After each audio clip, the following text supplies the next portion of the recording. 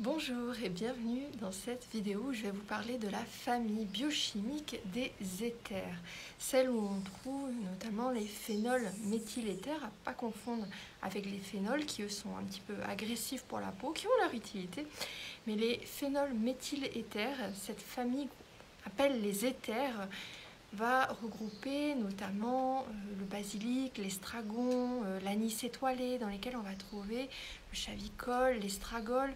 Alors, ils ont des inconvénients puisque ce sont des huiles essentielles qui sont œstrogènes-like, donc on va évidemment faire attention, mais ils ont aussi pas mal d'avantages. Premier avantage, on va les utiliser sur les personnes qui ont des allergies, notamment les allergies saisonnières avec le rhume des foins.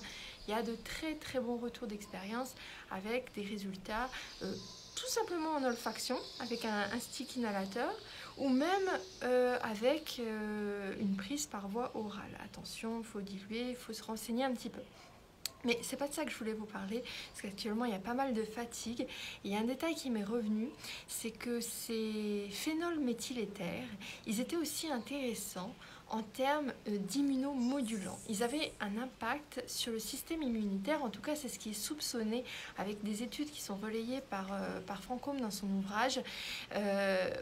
On a quelque chose d'intéressant puisque il semblerait, je mets des petits guillemets, qu'ils aient tendance à diminuer certaines globulines, les gamma-globulines notamment, et à augmenter les alpha et bêta-globulines.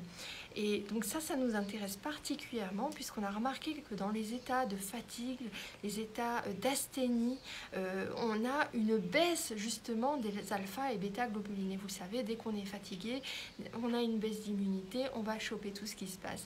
Donc ce serait intéressant d'aller regarder du côté de ces huiles essentielles-là qu'on a souvent tendance un petit peu à reléguer uniquement dans un rôle, on va dire, digestif, sur l'espace digestif. Elles sont très bien aussi pour tout ça.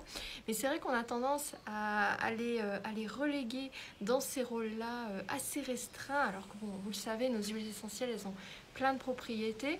Alors peut-être parce que la plante dont elles sont extraites, la plante qu'on distille pour les obtenir, a traditionnellement ses usages sur la digestion, mais ce sont des huiles essentielles qui peuvent amener beaucoup plus loin.